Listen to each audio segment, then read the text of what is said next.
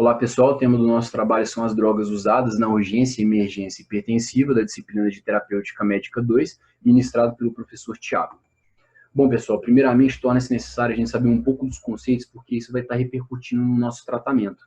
Com relação às emergências hipertensivas, a gente tem que ter um risco de lesão aguda de órgão-alvo, e isso configura um risco iminente de morte. O tratamento preferencial é o uso de agentes antihipertensivos parenterais. Na urgência hipertensiva, por sua vez, a gente tem um risco potencial de lesão aguda de órgão-alvo. Então, a gente vai estar diante de um quadro de pacientes que já apresentam alguma lesão prévia de órgão-alvo, e isso vai estar trazendo para a gente um risco maior de novas complicações em um curto intervalo de tempo. As pseudocrises hipertensivas, elas configuram um aumento acentuado da nossa PA, que é desencadeado por uma dor do tipo cólica, uma cefaleia, uma fibromialgia, um desconforto com uma tontura, um mal-estar, um quadro de ansiedade e até mesmo um abandono do tratamento, né? O tratamento, por sua vez, ele consiste em repouso, analgésicos, antivertiginosos, benzodiazepínicos e não antihipertensivos. Aqui eu trouxe um quadro que resume um pouco das etiologias das urgências e emergências hipertensivas. Com relação ao tratamento das urgências, a gente tem que ele é iniciado após um período de observação clínica em um ambiente calmo, para estar afastando casos de pseudocrise. Então, assim, a PA muito elevada, acompanhada de sintomas, ela requer uma avaliação clínica que inclui um exame físico detalhado. Então, a gente vai estar fazendo uma fundoscopia, né, um exame de fundo de olho. Além disso, de um tratamento que permite um controle gradual, usando drogas orais ou sublinguais, sendo que o controle pressórico ele deve ser feito lentamente durante um intervalo de tempo de 24 a 48 horas. Esse tratamento, né, medicamentoso, né, convencional, a gente utiliza de captopril, propanolol ou clonidina oral. Obviamente, podemos estar fazendo uso de outra classe de fármacos, como, por exemplo, um IECA, exceto durante uma gravidez, como um diurético potente, como a furosemida, e ainda está utilizando, né, de cápsulas de nifedipina de liberação rápida. Aqui eu vou estar detalhando um pouco mais sobre esses fármacos e eu começo com o captopril, que ele pertence à classe dos inibidores da enzima conversora de angiotensina, os famosos IECA, né? O capotem, né? O mecanismo de ação dele é o inibidor do sistema renina-angiotensina-aldosterona, que vai estar bloqueando a enzima conversora de angiotensina, que é a ECA. E dessa forma, né, resumidamente, vai promover o quê? Uma redução da resistência vascular periférica e uma redução da minha PA. Ele é indicado, né? Ele é um fármaco potente, com boa tolerabilidade, que pode ser indicado em crises hipertensivas para pacientes com insuficiência cardíaca e nefropatias diabéticas, né? Posologia, dose varia de 25 a 100 miligramas, recomenda-se iniciar com 25 por via sublingual ou oral, podendo repetir de 40 minutos a 1 hora.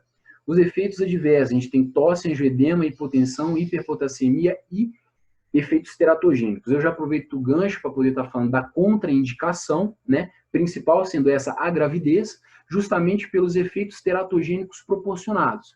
Além disso, como contraindicação, a gente tem estenose de artéria renal, e para aqueles pacientes com função renal comprometida, pode estar trazendo uma insuficiência renal aguda. Os beta-bloqueadores, eu trago o principal representante aí, o propanolol, que ele é o mais utilizado, né? O mecanismo de ação dele, ele é um beta-bloqueador de primeira geração, ou seja, ele vai atuar tanto em receptores beta-adrenérgicos 1 e 2, promovendo uma redução da minha frequência cardíaca e da força de contração. Isso vai fazer o quê? Vai reduzir o meu débito cardíaco e, portanto, vai reduzir a minha pressão arterial. Ele é indicado em caso de pacientes que são muito taquicárdicos e aqueles que apresentam angina após um infarto agudo do miocárdio, tá bom? Com relação à sua posologia, existem doses que vão variar de 10 a 40 miligramas, sendo que na urgência é interessante a gente iniciar com uma dose oral de 40 miligramas, tá?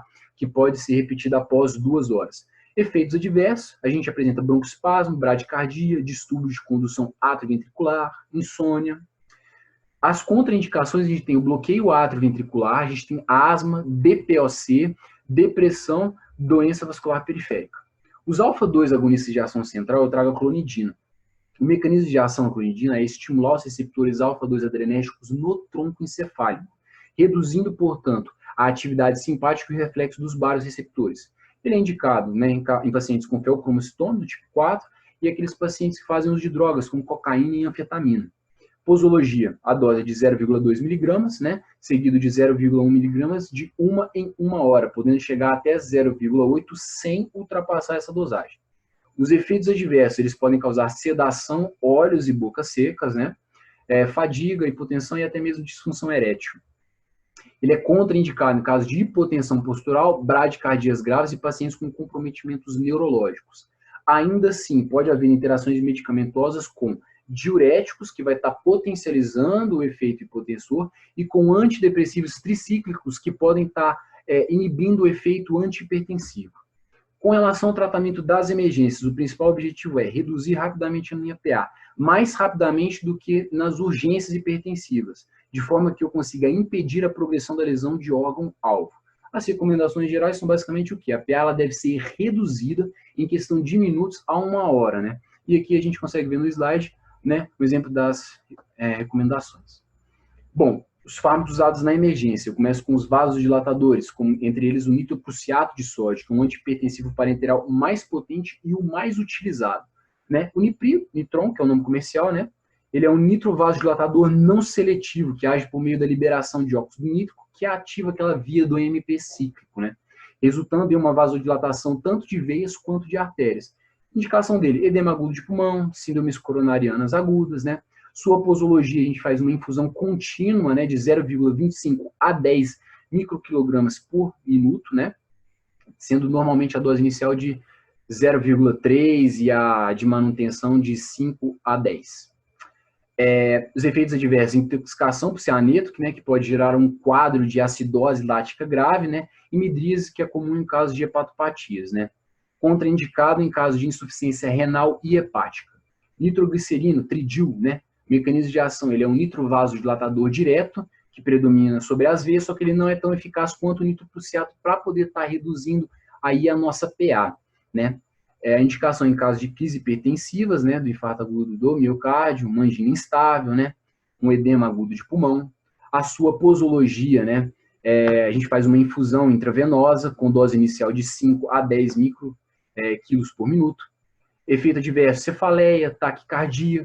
Ele é contraindicado, né, em casos de pacientes alérgicos à nitroglicerina ou a um dos componentes, né, presentes na fórmula.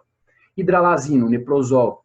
O mecanismo de ação ainda não é muito conhecido, mas provavelmente, né, ele atua aí relaxando a minha musculatura lisa arterial, reduzindo a minha resistência vascular periférica e, portanto, a minha PA. Indicado em casos de emergências hipertensivas em mulheres grávidas, sobretudo em aquelas que apresentam aí uma eclâmpsia e uma pré-eclâmpsia. Manejo 10 a 20 miligramas intravenosa ou 10 a 40, entre 10 a 40, né, intramuscular de 6 em 6 horas. Efeitos adversos como cefaleia, taquicardia reflexa. Contraindicados em casos de dissecção de aorta em síndromes coronarianas agudas, né? Bom, com relação aos beta-bloqueadores, pessoal, eu trago aí para vocês o esmolol e o metoprolol, né? O mecanismo de ação deles é muito parecido, eles agem bloqueando mais o receptor beta-1, causando um efeito inotrópico e cronotrópico negativo, né? Reduzindo a liberação de renina. O que vai diferenciar basicamente eles é com relação à posologia e aos efeitos adversos, né? Bom, a posologia, dose inicial de 500, né? Infusão intermitente de 25 a 50 e a dose máxima de 300, né? Efeitos adversos como náuseas, vômitos, bradicardias, né? Metoprolol, posologia de 5 miligramas intravenosa, né? Repetir de 10 em 10, se necessário até 20. Os efeitos adversos, bradicardia, bloqueio atrioventricular avançado, insuficiência cardíaca e broncoespasmo. Furosemida, ele é um diurético de alça, né? Que vai ocorrer uma natriurese, gerando uma redução do volume celular, né? Posteriormente ocorrendo uma vasodilatação arterial, reduzindo a minha resistência vascular periférica e, portanto, a minha pressão arterial, né?